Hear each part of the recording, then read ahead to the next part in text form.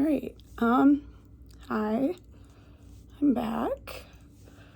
I guess this kind of came quicker than I thought. I don't know how often I'm actually going to do these with, my shitty iPhone camera, but here I am. And like I said in my Instagram story today, I kind of want to talk about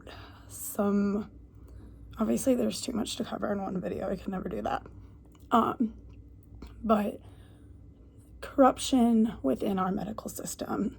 And I decided that I think the easiest way, at least for me, to, start would just be with the abuse of power. And I think, this sounds very basic, but when you look into the field and you're on a plane where you have one person, who is ill, sick, or disabled, or any different form of being, unable to function like any other human being, and then you have someone who is absolutely healthy, and in charge of treating them. It's the same, it's like a same dynamic as, like a kindergartner and a teacher. But with this, from the start, like from the absolute start, before we even get into anything or people abusing power, you already have what I see as an even bigger imbalance there, because there is already a bigger gap between those two individuals, because one actually has the power to hold,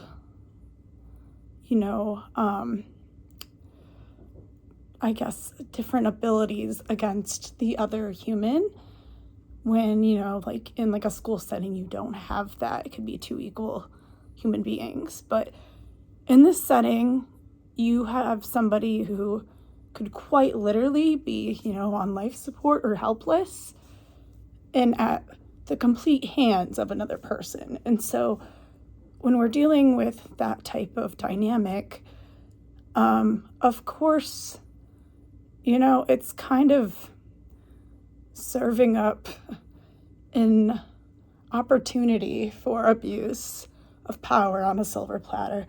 And I think that abuse comes in many forms. I've myself experienced it in several forms, which, I'm going to go through here just to kind of, shed some light on different things that happen. But I guess, I made a little list, but I think one form that probably happens the most often and happens to people who aren't even, terminally ill, just people going in for their normal checkups, or people who are like, I think something's a little off here.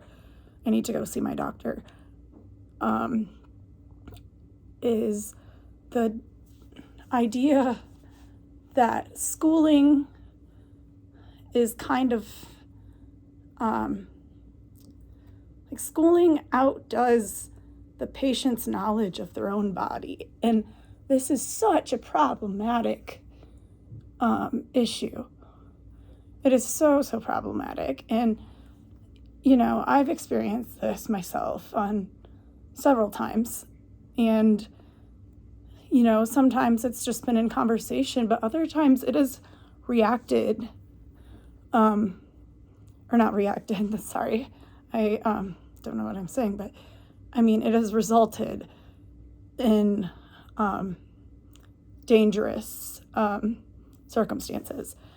And some of that, unfortunately, can be tied back to like stuff as stupid as ego. And, for me, for example, my pulmonologist is a older male, and he, a long time ago, when I first met him, we were arguing over my treatment plan.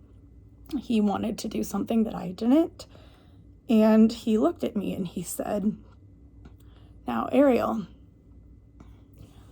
I've been working in the medical field, and I have been a doctor for longer than you have even been born. And, I was appalled, one. Two, because I am the way I am, I looked him straight in the eye and I said, all right, can you tell me how many years that you've had cystic fibrosis? And, my proud, moment of silence was there, and, I made my point. But obviously argument still went on, but he had to stop. He stopped there for a moment, and it was like, oh shit. I don't have this disease. And a textbook for even 20 years and a textbook is not going to add up to even just one week of living in this body. And so I think that's something that I've heard personally from my friends that happens a lot. I think people go in to their doctors and they say, I have this problem. I know I just, I feel it in my gut. I know that this is going on, this is wrong. And they're like, you're anxious. Or, is it for females? Is it your period? Is it, for everyone? Medical fat phobia kills. That is another huge thing. I quite literally, I can't even really speak to that, but I can still speak on one instance. And just because in the cystic fibrosis world, back in the day, people used to be very thin because our bodies couldn't absorb nutrients and there wasn't the right medication for it.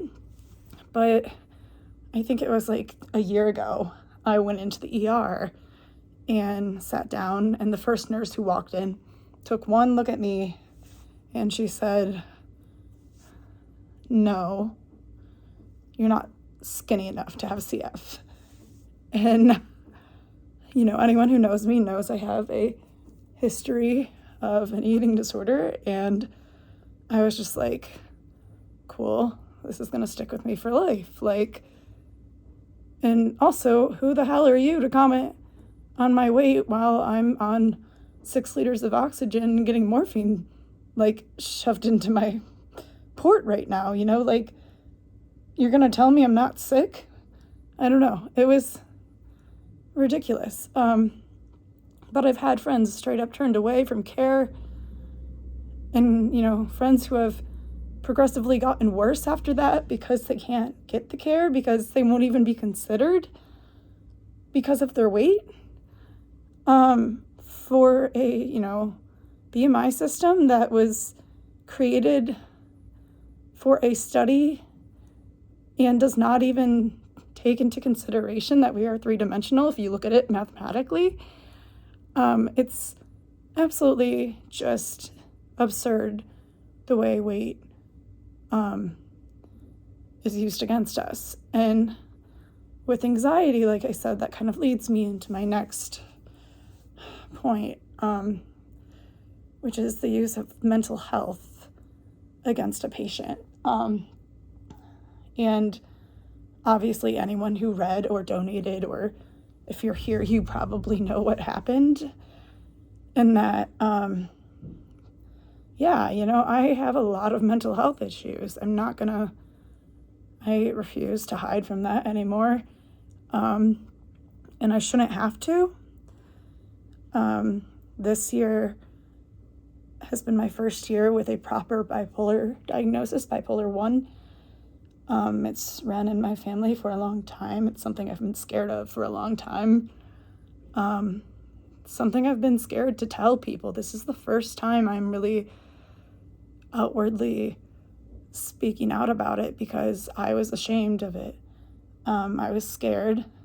And I was scared because, I did get some backlash from, at least in the medical world, I did get backlash.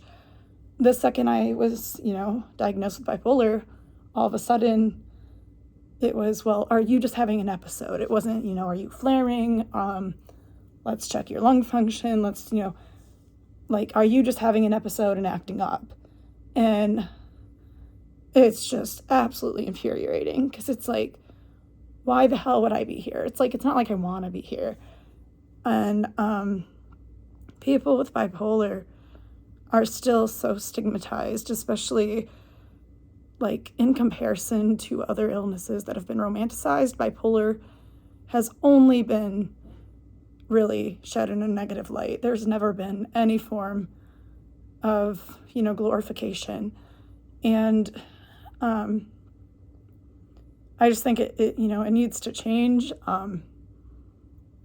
I've had too many times now this past year where my symptoms or, just my overall well-being are written off as she's in a bipolar episode. Oh, well, you're not doing well because you're not sleeping because you're manic. You're probably just having, you're probably manic, having a panic attack, and that's why you're short of breath. Or, it's like, if you just do breathing exercises, God, I don't know why they fucking tell me that.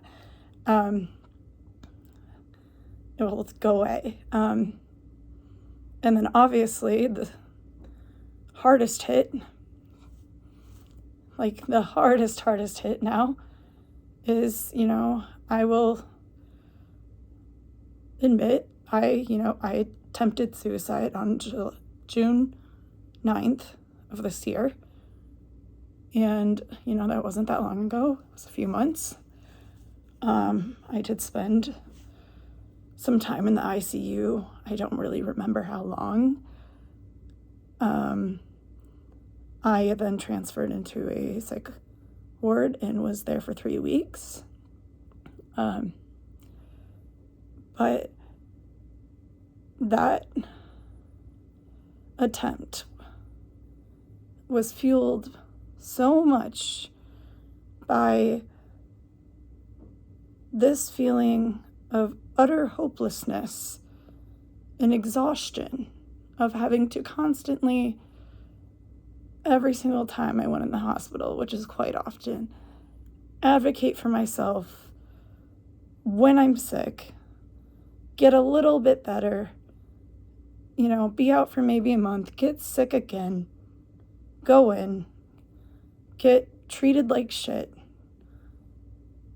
and then at the end of the day, your illness is terminal, and you're like, I'm going through hell after hell after hell after hell, only to die quite early in the end. Why am I spending my time here? And it didn't, obviously there are other things that fell into that, but so much of it too is this grief that people don't talk about in, the healthy world of when you get sick, you grieve your future, you grieve your own life, and that is something that is so potent and so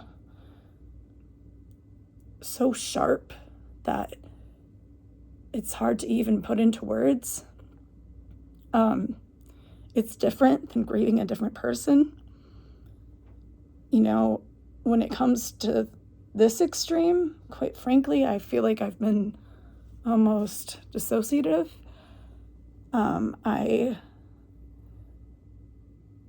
can't seem to grasp that it's my life, that like this is actually happening, that I got denied a transplant due to my mental health.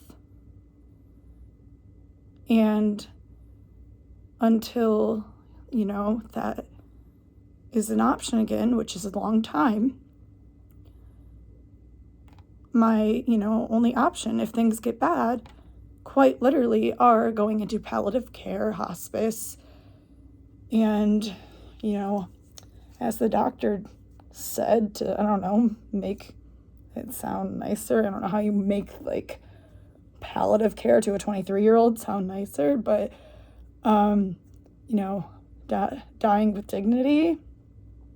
I don't know how you die with dignity after you've just been completely undignified by your care team. But, that's a huge, huge thing that has just infuriated me, the more and more I think about it, or just this situation, I think,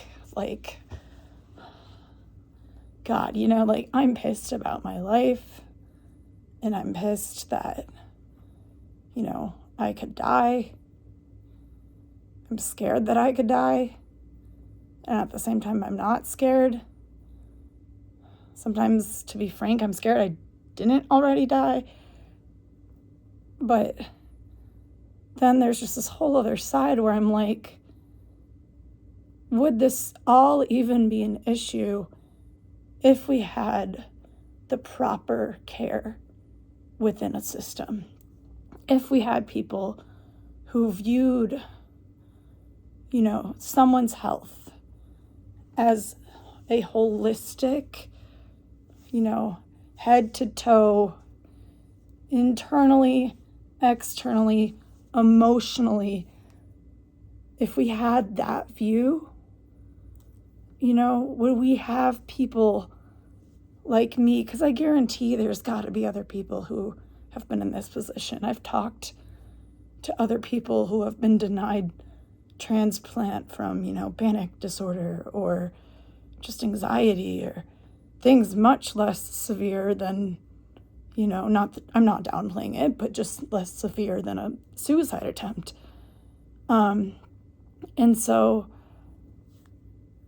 my doctors, they're always telling me, when I'm arguing with them about different treatment plans, that type of thing, their kind of go-to phrase lately has been, we are trying to keep you and your body safe. And my response is always, what is it going to matter if my lungs are, as good as they can be, but I've gotten so mentally low that I kill myself? And yes, I know that's harsh. I know that's morbid. I know no one wants to hear that. But I'm just trying to make a point here. What's it going to matter if my lungs are great, if my heart's good, if my pancreas is fine, if any of that is okay, if I don't even make it, So it's I just don't think they have that understanding of that connection. And within transplant, it's just so hypocritical to deny somebody life, quite literally life, because they tried to take their own life. And now they want to live. That was the first time that I went there and I actually wanted a transplant.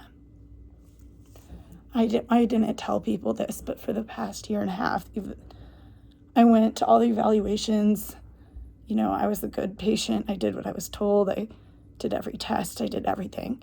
But in the back of my head, I was always telling myself, I'm not going to do that. It's too much. I'm tired. I'm just going to essentially let myself rot. Like, and this was the first time where I was so determined. I know I screwed up, but like I was kind of going in there like, well, what can I do to change this, and what effort can I put in? I'm willing to put in this effort because I want new lungs and I want to live. And when you finally reach that point after a year and a half, and then it's quite literally yanked away from you, God, it hurts. It hurts, and it feels inhumane. The way they delivered the news was very nonchalantly. It just felt very like another day at work. Yeah, you might go into palliative care. Okay, see you next time. Like, it wasn't like in the movies where they sit you down and they hold your hand and they start to say, I'm really, really sorry, and we're going to take this really slow. No. Like, this was just absolutely kind of horrendous. So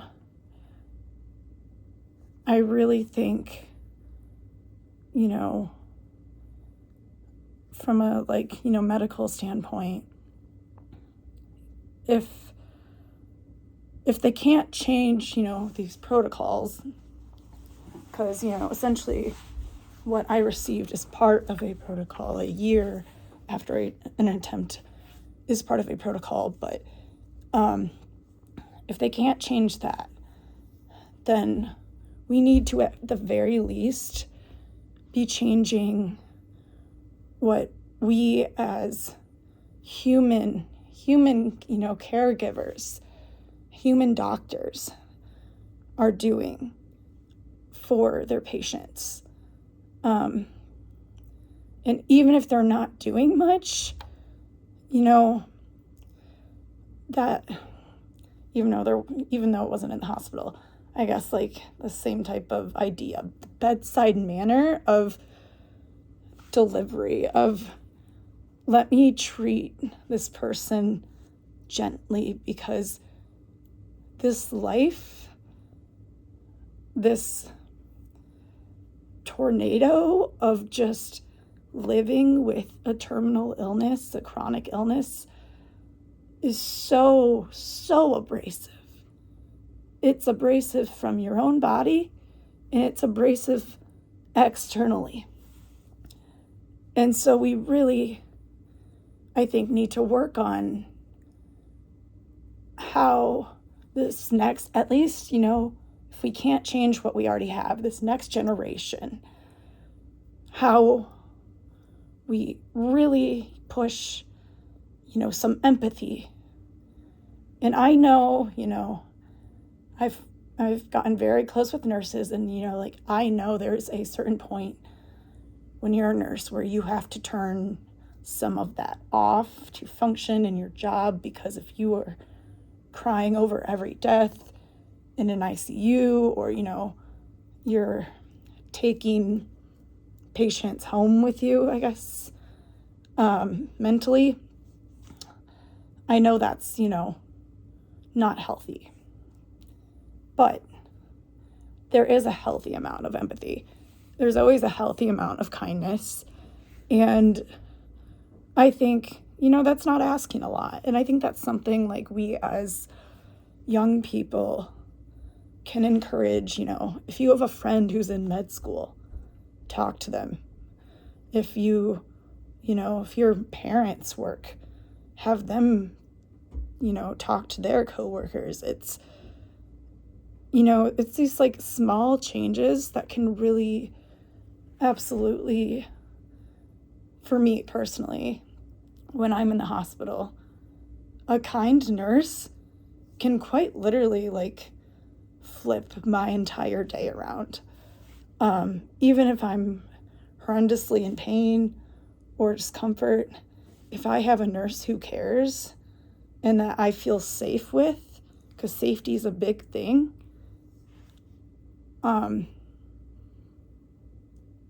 It's all the difference.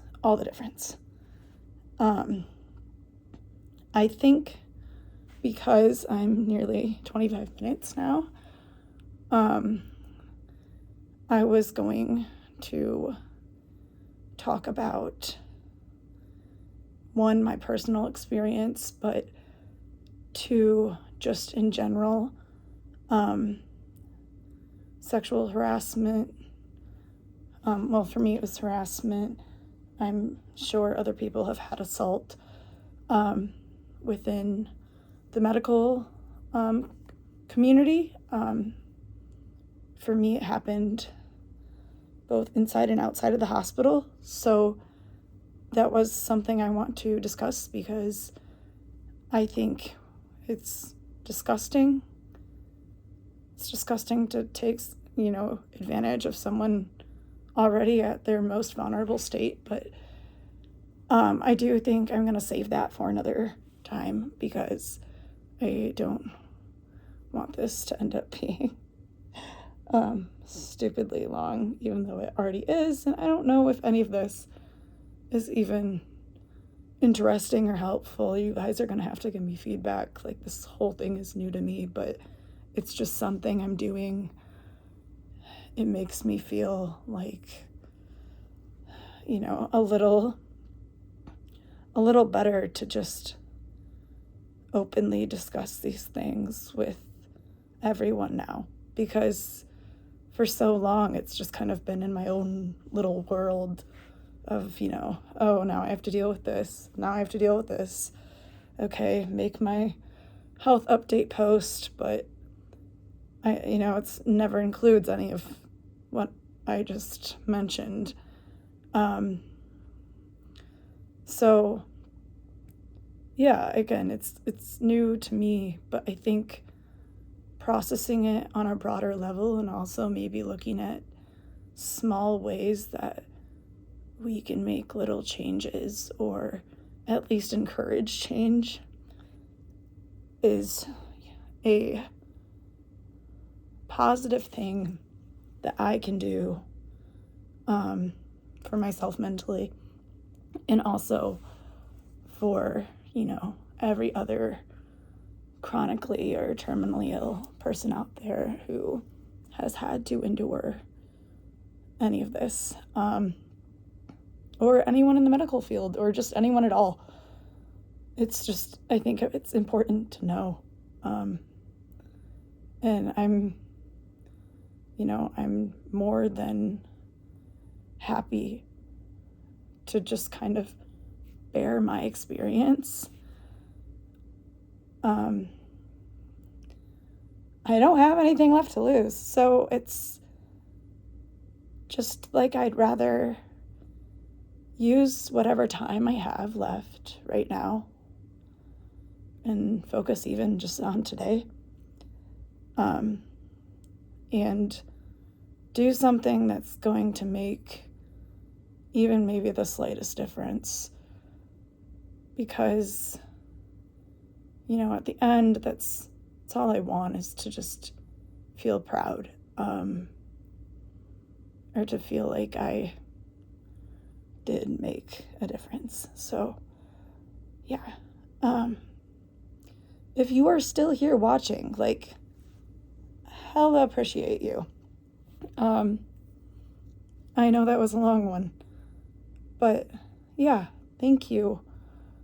I will hopefully be back, and I wish you all a peaceful day, evening, night, morning, whenever you're watching this, and good health, and just joy, because that's everyone needs that. Thank you.